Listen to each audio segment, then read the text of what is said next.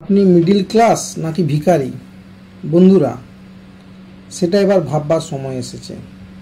এখন দেখা যাচ্ছে যে 12 লাখ টাকার নিচে আপনাকে কোনো ট্যাক্স দিতে হবে না। এর কারণ বোঝাই যাচ্ছে যে 12 লাখ টাকার যদি বার্ষিক রোজগার আপনার 12 লাখ টাকার নিচে হয়, তার মানে আপনি ধর্তব্যের মধ্যেই নয়। আমাকে বলুন, কজন ব্যক্তি যারা নিজেদের মিডিল ক্লাস ভাবেন তারা বছরে 12 লাখ টাকা বা 12,75,000 টাকা রোজগার করেন? আমার তো মনে হয় যারা নিজেদেরকে মিডিল ক্লাস ভাবেন তারা 50 থেকে 60,000 টাকা মান্থলি রোজগার করেন, যাদের ডিপেন্ডেন্টের সংখ্যা বা বাড়িতে থাকতে খেতে সংখ্যা হতে 4-5 জন, অর্থাৎ তাদের কার্যকরী রোজগারটা 15 থেকে 20,000। আর অনেকেই আছে যারা নিজেদের middle class, lower middle class বা মিডিল ক্লাস ভাবে, তারা আসলে মাসে 25 থেকে 30,000 টাকা মাত্র কামায়। এমনও অনেক সচ্ছল পরিবারের ছেলে মেয়েরা নতুন যারা পাস করছে তারা 8-10 হাজার টাকায় কাজ করছে। এখন তাহলে ভেবে দেখুন যে এই অবস্থায় সরকার ঘোষণা করলো যে 12 লাখ টাকা পর্যন্ত কোনো ট্যাক্স দিতে হবে না। আসলে তার মানে কি বোঝা যাচ্ছে? যারা যেসব মিডিল ক্লাস ছিল তারা তো এমনিতেই ট্যাক্স দিতে হতো না। সবচেয়ে বড় প্রশ্নটা হচ্ছে তাদের রোজগারটা বাড়বে কোথায়? ট্যাক্স না দিতে হোক, আমি ধরে নিচ্ছি আমি 6 লাখ টাকা রোজগার করতাম, ট্যাক্স আগে দিতাম না, এখনও তাহলে দিতে হবে না, ফারাক তো কিছু পড়লো না। আসল ব্যাপারটা কি, তাহলে কি সরকারের লস হচ্ছে? না, সরকারের এখানে লস নয়। সরকার সামনে দিয়ে নয়, এবার পিছন দিক দিয়ে টাকাটা নেবে। আপনারা জানেন যে এখন সমস্ত জিনিসেই এত বেশি ট্যাক্স। আপনি যত বড় ভিখারি হন না কেন, আপনি যাই কিনছেন তাতেই ট্যাক্স। আপনি যদি একটা 2 লাখ টাকার বাইক কেনেন, তাতে সরকারের পকেটে যাচ্ছে 1,20,000 টাকা নানাভাবে। তারপর তো ইন্স্যুরেন্স, নানা রকম কোম্পানির সাথে যে যত রকম ব্যাপার আছে সবই কিন্তু সরকার হচ্ছে আপনার অলিখিত একজন পার্টনার।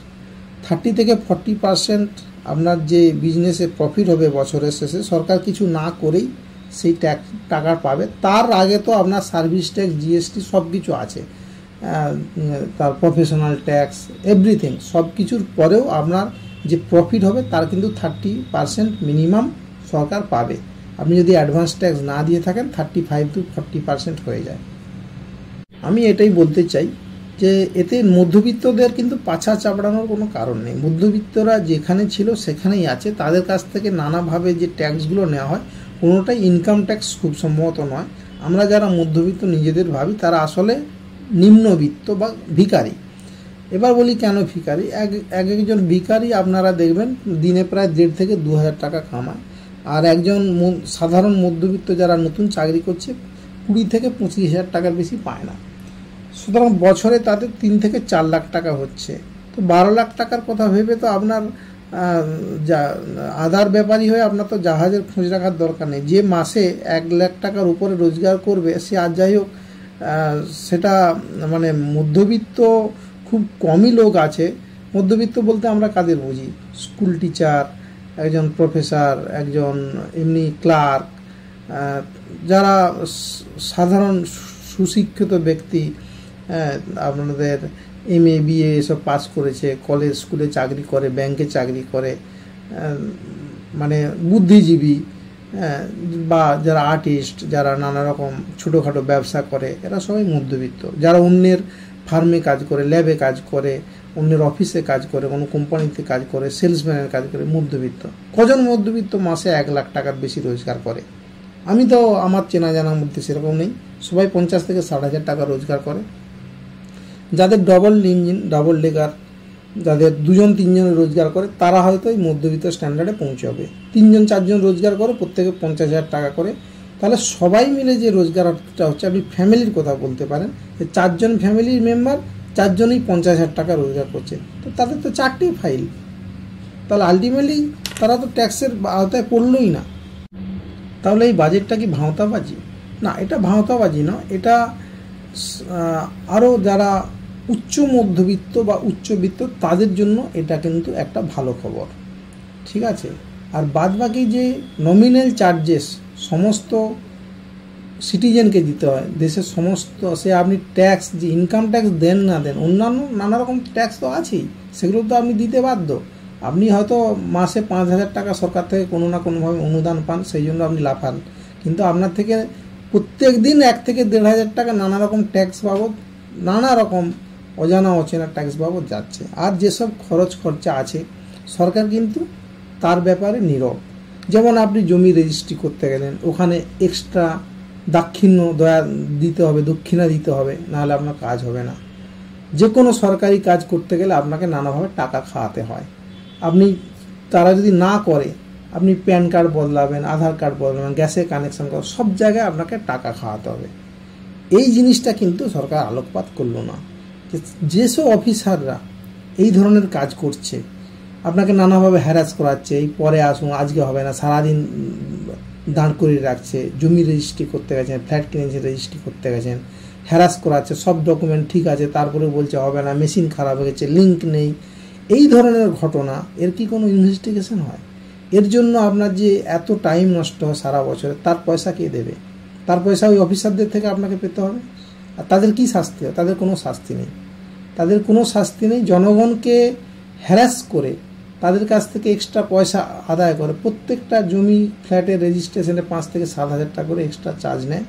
সেই টাকার কি হিসাব আছে সরকারের কাছে? আর সবচেয়ে বড় কথা, প্রত্যেকটা সরকার প্রত্যেকটা বাজেটে গরিব এবং মধ্যবিত্তদের কথা ভাবে। আজ তো প্রায় 70 বছর হয়ে গেল বা তারও বেশি স্বাধীনতা, তো তাও কেন গরিবই যায়নি? গরিব এবং মধ্যবিত্তের সংখ্যা বেড়েই যাচ্ছে কেন? এর কারণ কি জানেন? আমাদের দেশের বেশিরভাগ সম্পদ, বেশিরভাগ অর্থ কিন্তু বাইরে আছে, বাইরে এখনও যাচ্ছে। সেইটা কিন্তু সরকার আরও প্রমোট করছে। যারা বাইরে চুরি করে গিয়ে বসে আছে এবং বাইরে টাকা পাঠাচ্ছে, তাদের কিন্তু সরকার প্রোটেকশন দিচ্ছে। যে সরকারই হোক, সবাই কিন্তু এই কাজটাই করছে। আমরা যেটা চেয়েছিলাম যে বড় বড় চোর যারা বাইরে গিয়ে বসে আছে, তাদের টাকাটা উদ্ধার হোক, সেই জিনিসটা আজ উদ্ধার হচ্ছে না, উল্টে এখন আরও বেশি যাচ্ছে। এবং আপনারা যত দেখবেন এখন এনজিও, স্টার্ট আপ, তারপর স্মল স্কেল যে ইন্ডাস্ট্রি, এগুলো কিন্তু সবই ট্র্যাপ। এগুলো আগে একটা ট্র্যাপ। কেন? এনজিওতে দেখবেন আপনি ছেড়ে গেছে, আপনার কাছ থেকে টাকা নেবে, ডিডাকশানের এতে আপনি হয়তো 50,000 টাকা ডোনেট করলেন। আর আপনি একটা কোনো এনজিওতে হেল্প পেতে যাবেন, তো আপনার পায়ের জুতো ছিঁড়ে যাবে, আপনি 1 টাকা আদায় করতে পারবেন না। হ্যাঁ, যারা ধরুন একটা বাচ্চাদের খাওয়াবে, ঠিক আছে, বাচ্চাদের খাওয়াবে, আপনি 500 টাকা ডোনেট করলেন, আপনি একটা গরিব বাচ্চার জন্য ওকে চান, তো 100 টাকা আপনি আদায় করতে পারবেন না, সারা জীবন কেটে যাবে আপনার। এই টাকাগুলো কি হয়? এই টাকাগুলো সবই কিন্তু সরকারি বড় বড় অফিসার এবং ট্যাক্স ডিপার্টমেন্টের লোকেদের সাথে এগুলো সব লিঙ্ক করা আছে। এই সব টাকা সব কিন্তু ডিভাইড হয়ে ব্যালেন্স কিন্তু 31 মার্চে সব জিরো হয়ে যায়। এই সব টাকা যেসব কোম্পানির ডিরেক্টর বা পার্টনার যারা আছে, সব লুটে পুটে চুষে খেয়ে একদম কোম্পানিটাকে একদম বানিয়ে দেয়, ছিবড়ে বানিয়ে রাখে বছরের শেষে। আবার 1 এপ্রিল থেকে ওদের ফান্ড বাড়তে শুরু করে, আর বছরের শেষে দেখা যায় ফান্ড জিরো হয়ে গেছে। আর নিয়ম হচ্ছে, ওই ফান্ডেও যত রকম ফান্ড আছে সবই কিন্তু প্রফেশনাল বা বিজনেস, যা টাকা পড়ে থাকবে তার কিন্তু মিনিমাম 30% সরকারের। এবার আসছি স্মল স্কেল যে ইন্ডাস্ট্রি, এতে কি হচ্ছে, 20 লাখ টাকা পর্যন্ত জিএসটি ছাড়। আরে বাবা, জিএসটি তো ছাড়, কিন্তু আপনি যে ব্যবসা করেছেন, আপনার যদি 5 টাকাও লাভ থাকে, সরকার 1.5 টাকা নেবেই। তো এখানে আলটিমেটলি কিন্তু আপনি সরকারের কাছ থেকে কী সার্ভিসটা পাচ্ছেন? আপনার কাগজপত্রের জন্য বেজায় হুজ্জুতি, আপনার কোনো কমপ্লেন হলো, কোনো ডিসপিউট হলো, কোনো কনজিউমার অ্যাক্ট হলো, আপনি যাবেন কনজিউমার ডিপার্টমেন্টে, দেখবেন তালাবন্ধ, ছুটি, যে স্টাফ ছিল সে আজকে নেই। তো এর দায়িত্ব কার? স্টাফ ছিল সে আজকে নেই, তার পরিবর্তে তো আরেকজন আছে। ব্যাঙ্কে যাবেন, লিঙ্ক নেই, ফট করে চোখের সামনে বন্ধ করে দিল গেট। এই যে হ্যারাসমেন্ট কনজিউমারের জন্য বা সিটিজেনের জন্য, যে জেনারেল যে সার্ভিস তারা পাচ্ছে না, এর জন্য কিন্তু কোনো দিশা নেই। তাদের জন্য কড়া শাস্তি বা পাবলিকের হাতে কোনো পাওয়ার দিক। আমি তো কাস্টমার, আমার টাকায় তোমার ব্যবসা চলছে, আমি কেন কোনো অ্যাকশন নিতে পারবো না? আমাকে এখন তার এগেনস্টে কেস করে যেতে হবে। ওই কোম্পানি তাকে প্রোটেকশান দেবে, সরকার তাকে প্রোটেকশান দেবে। আমি যে সাফার করলাম আমি ভুলে যাব, মুখ বুঝে সহ্য করব। কেন? আর তাদের মাইনে কিন্তু বেড়ে যাবে। তাদের মাইনে কী জন্য বাড়বে? যাতে আমাদের সাথে দুর্ব্যবহার করতে পারে, আমরা যাতে সার্ভিস না পাই। যে সার্ভিসের জন্য তাকে রাখা হয়েছে সেই সার্ভিসটাই সে করবে না, সে উল্টে মানুষকে হ্যারাস করবে। এই হ্যারাসমেন্টের জন্য, পাবলিককে হ্যারাসমেন্ট করার জন্য কারো কোনো শাস্তি হয় না, আর এই জন্য এই জিনিসটা আরও বেড়ে যাচ্ছে, আরও বেড়ে যাবে। এবার আসি পিপিপি মডেল। পিপিপি মডেল একটি নতুন ট্রেন্ড, এটি একটি নতুন ব্যবসার ফাঁদ, একটি জালিয়াতি ফাঁদ। জালিয়াতি ফাঁদ কেন? একটা হসপিটালে সরকারি যে সিটি স্ক্যান সেটি বন্ধ করে দেওয়া হলো। কি হলো? পার ডে 500টা পেশেন্টের সিটি স্ক্যান হয়, 5টা কোম্পানিকে দিয়ে দেওয়া হলো। এবার ওদের মধ্যে টেন্ডার হবে। এবার টেন্ডার পাওয়া মানে বুঝতে পারছেন যে যেসব টেন্ডারে যারা অডিটর থাকবে, যারা সিলেক্ট করবে কমিটি, সেখানে যে যত খাওয়াতে পারবে হলো। এবার 15টা কোম্পানির মধ্যে 5জন কোম্পানি সিলেক্ট হলো। অরিজিনাল চার্জ একটা সিটি স্ক্যানের 5,000 টাকা, ওখানে হবে 2,000 টাকা। ঠিক আছে, তার মানে 2,000 টাকাতেও লাভ আছে। এইবার জল মেশানো শুরু হলো, যেখানে খরচা 300 টাকায় হয়ে যাওয়ার কথা সেটাকে 10 টাকায় করে, এবার নানাভাবে জল মিশিয়ে রিপোর্ট কোনোভাবে ম্যানেজ করে, যে ডাক্তারকে দিয়ে প্রপার রিপোর্ট না করা, এইভাবে কোনোভাবে সার্ভিসটা চালানো। এবার ওই 5টা কোম্পানি কিন্তু এই 500টা কেস নিয়ে নিজেদের মধ্যে মারপিট করতে থাকবে নানা রকমভাবে। এর ফলে কী হয় যে ওরা নিজেদের লাভ কমিয়ে যেসব অফিসার যাদের কাছ থেকে টাকা পাবে বা যাদের কাছে কেস পাবে, সেসব স্টাফ হোক বা ডাক্তার হোক বা যেসব মেডিকেল যেসব ম্যানেজিং পোস্টে আছে ওদেরকে খাওয়াতে থাকে, খাইয়ে যাতে 500টার মধ্যে কেউ 300টা পেয়ে গেল। তো এইভাবে ওরা নিজেদের বিজনেসটা করতে থাকে। এবার কি হয় যে সারা মাসে হয়তো 5,000 কেস হয়েছে, ও শো করবে 10,000। ঠিক আছে, যে অডিট আসবে তাকে টাকা খাইয়ে দিলেই হলো, 10,000 কেসের পয়সাও পেয়ে গেল। সেখান থেকে টাকা আদায় করতে গেলে যে অ্যাকাউন্টেন্ট যে থাকবে হেড, ওনাকে পয়সা দিতে হয়, বেশ ভালো মতো পয়সা দিতে হয়, 5% আমরা জানি। তো এইগুলো না করলে ওনারা কিন্তু পেমেন্ট দেবে না। নানা রকম আছিলা, এখানে ভুল আছে ওখানে, সেটা তো খুব ইজি। হ্যাঁ, কখনো একটু আঁচড় কেটে দিল, এটা ভুল আছে, ওখানে একটা টাইম মিস্টেক আছে, এইভাবে নানাভাবে ওনাদের হ্যারাস করে পেমেন্ট নাহলে আটকে দেবে। তো এই জন্য এইসব বিজনেসম্যানরা কী করে, আর কিছু করে না, ওদেরকে একটা বখরা দিয়ে দেয়, একদম পার্সেন্টেজ দিয়ে দেয়। আর এইভাবে কী হচ্ছে, সারা দেশে কিন্তু কালো টাকার পাহাড় জমছে। এইসব লোকেরা মাসে 1 থেকে 2 কোটি টাকা করে রোজগার করছে, যেখানে মাইনে হয়তো 1,20,000 টাকা, এই ধরনের। তো এইগুলো কিন্তু সরকার পথ করে দিচ্ছে যাতে মানুষ আরও কালোবাজারি করে, আরও নোংরা পথে রোজগার করে। এই পিপিপি মডেল করছে, এতে কি হচ্ছে, সরকারকে নিজের কোনো স্টাফ রাখতে হচ্ছে না, কাউকে কোনো মাইনে দিতে হচ্ছে না, আর লায়াবিলিটি নেই, অথচ সার্ভিসটা করছে যেটা ফ্রিতে সরকারিতে হওয়ার কথা, সেটা সরকার পয়সা দিয়ে অন্যকে দিয়ে করাচ্ছে, কারণ সরকার নিজেদের স্টাফকে ম্যানেজ করতে পারে না। ওই সব লোকেরা এবার কি করবে, যে স্যালারি হওয়া উচিত 50,000 টাকা, তাকে 5,000 টাকা দিয়ে স্টাফ রাখবে, কারণ এখন তো বেকারের সংখ্যা অনেক বেশি। তো এর ফলে কি হচ্ছে যে মধ্যবিত্ত বলে আর কিছু থাকলো না, সবাই ভিখারি হয়ে যাবে। 5,000 টাকা 10,000 টাকা পেট চালানোর জন্য কাজ করবে, যেখানে সে সরকারি চাকরি পেলে হয়তো 80,000 টাকা পেত। তো এই হয়েছে অবস্থা এই পিপিপি মডেলের লোভ। এই জন্য, আর সবচেয়ে বড় কথা, এই যে টাকাটা সরকার ধরুন একটা কোম্পানিকে 100 কোটি টাকা পে করলো, ওখান থেকে সেখানকার লোকাল পার্টি ফান্ড এইসব জায়গায় যাবে। হ্যাঁ, আর তারপরেও যে লভ্যাংশ থাকবে কোম্পানি, তার কিন্তু 30% সরকারের। তো এর ফলে সরকার ক্যালকুলেট করে দেখেছে যে এই ধরনের পিপিপি মডেলে দিয়ে দেওয়া সব দিক থেকে লাভজনক। হেডেক নেই, এমপ্লয়মেন্টের ব্যাপার নেই, লায়াবিলিটি নেই, ওই টাকাই রান করে ঘুরিয়ে ওই বিজনেস করে ওখান থেকেই আমরা 30% মিনিমাম প্রফিট করে নিলাম। তো এইভাবে কি হচ্ছে যে দেশের যে অর্থ সম্পদ সেটা কিন্তু আর বাড়ছে না, সেটা কি হচ্ছে নিজের ছায়ার মধ্যেই ঘুরছে, কারণ প্রোডাকশন নেই। যেসব মানুষের মধ্যে প্রতিভা আছে, তাদের যে তারা তো শুধু একদম আসবাবপত্রে পরিণত হয়েছে, সে তো তার কোনো মানে ভ্যালু নেই। সে আসছে পেট ভরানোর জন্য, কোনো ক্রমে কাজ করছে, চলে যাচ্ছে, যেদিন তার 60 ইয়ার্স বা 58 ইয়ার্স হয়ে যাচ্ছে, লাদ মেরে বের করে দিচ্ছে কোম্পানি।